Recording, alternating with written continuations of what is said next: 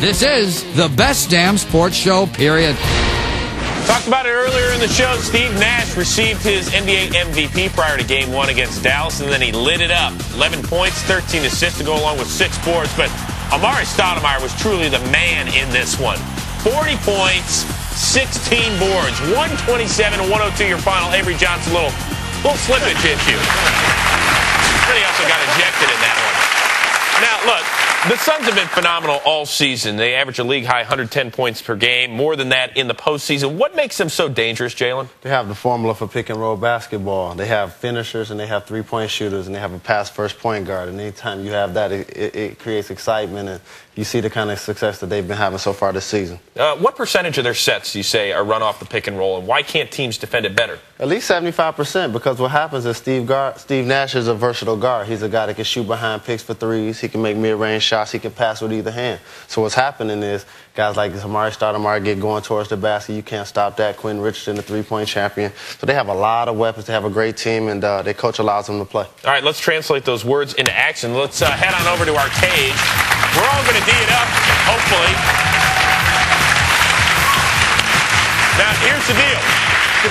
Jalen, you're going to play the role of Steve Nash. Yes, I'll be the MVP. Rodney will be the Suns' big man, and I'll be Jason Terry, the Mavs, and you'll be a Dallas big man on defensive. Okay, the object of a pick and roll is to make two guys guard one. That's Steve Nash's job. He's a pass-first point guard. He gets the step-up pick from Amari Stoudemire. Oh, jeez. Now you have to make a decision. Jason Terry gets caught in no man's land, behind the back pass. That's how you lead the league in assists. That was nice, nice.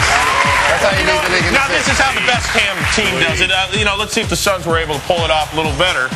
What makes Nash so effective? Amari Stoudemire with the step-up pick. Now they have to make a decision. You get two guys guarding one with Allen Henderson. You want Amari Stoudemire actually shooting that shot, but he's making that shot this year, and if he does, that's really trouble for your team. All right, so as we can tell from that, obviously Steve Nash knows how to dish it out, but he can take it as well. You got to respect the jumper with that guy, and that's what makes the pick and roll work as well. Steve Nash always takes high percentage shots. He's 50% shooter as well as can pass with both hands.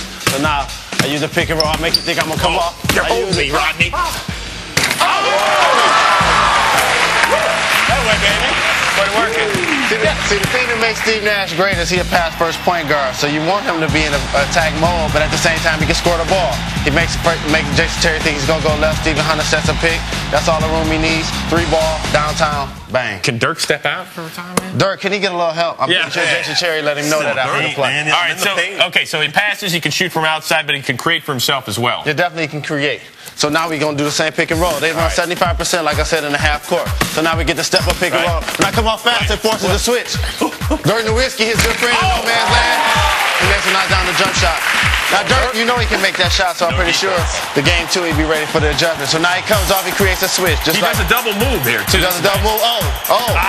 Keep the crossover. That's what we call that one. He frees Dirk Nowitzki. He can either throw the lob to Stoudemire, or he pull up from 8 feet, knock down the jump. So what type of adjustments will the Mavericks make for game 2? What should they do? They got to be a lot more aggressive with Steve Nash. They got to be physical with him, make work every inch of the floor on the court, and play a better Would you rather have him shooting it or passing it? I'd rather have him shooting it, because when he's shooting it, the other 4 guards are watching. You're smart, though, if you'd rather have one of these guys shoot it.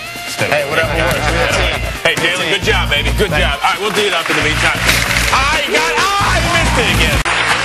That's right. We are back on the Best Damn Sports Show period. Before we get out of here, it is time to sound off once again. See what's on top of the old noodle. Rob Dibble, what you got? Well, mine's on John Rocker, obviously. If you haven't heard, he's compared his plight, something that he brought upon himself with the things that he said, to Hank Aaron and Jackie Robinson. Now, obviously, there's nothing that a white baseball player can talk about that can compare himself to Hank Aaron, who got death threats trying to break Babe Ruth's record, and then Jackie Robinson, who's the first minority player in the major leagues. John, shut the heck up. All right? Jackie Robinson was one of the greatest Americans that ever lived. Please don't compare yourself to him. You make all Americans look bad when you do that. Good job, Dibs. Very well said. Rodney Peets. All right, congratulations to Roger Clemens for posting his 330th win last night. That puts him 9th on the all-time list and 1st among pitchers who are still alive. Here's a guy who most people thought was finished a couple years ago after the Yankees lost to the Marlins in the World Series. This year, he has a 2-1 record, a 1.10 ERA, and he hasn't given up a run on the road. But the amazing part, he's 42 years old. And from one vet to another, that's not getting old, that's getting it done. Good job, Rodney. Jalen Rose. Well, I'm pretty sure you read in the headlines that LeBron James has fired his agent, Aaron Goodwin.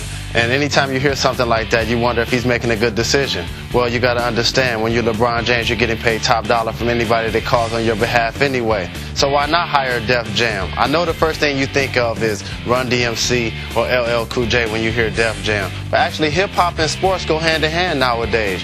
You have Jay-Z as a part owner. You have Usher as a part owner. You have a lot of those situations happening. So give the guy a chance. Make a corporate decision, LeBron. And if y'all make a lot of money, y'all come sign me up. Nice job, Jay. All right, guys, finally, Tex Winter, Phil Jackson's longtime assistant, says the odds of the Zen Master returning to coach the LA Lakers are 50-50. Well, I'm 100% certain I don't give a damn.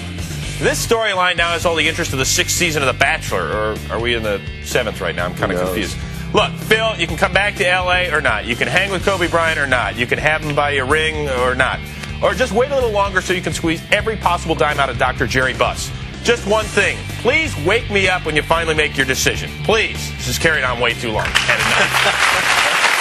right, a few emails from our viewers out there before we do get out of here. This one from Alberto in Los Angeles, who writes, I have watched this show since the beginning, and I still think it is the best sports show ever. Thank you very much. We appreciate that. Mike in San Francisco writes, if Rob Dibble's criteria for a superstar involves championships, does that mean Barry Bonds is not a superstar in baseball? Interesting. No, well, up until the last postseason that he played in, he had not played very well in the postseason. Since I smoked his butt in 1990, no. Bring it. No, absolutely. Okay, just checking. Finally, Fern in Charlestown, Mass. writes, would any of you go to the prom with me, please, because I don't have a date? Thanks. That's very sweet. We would all be honored and divorced if we ever thought about doing that. I don't know. Should we send Tom Arnold maybe to the prom? He'd be a good date. Well, do you think he would? No. Just checking. Actually, we do want to hear opinions from out there in viewerland. So very simple. Log on to foxsports.com. The keyword is Best Damn. You click on the Best Damn interactive link. You sound off, just like we did. It's very simple.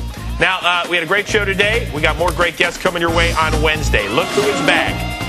The Playmaker, Michael Irvin, in studio. Of course, he stars in the remake of The Longest Yard.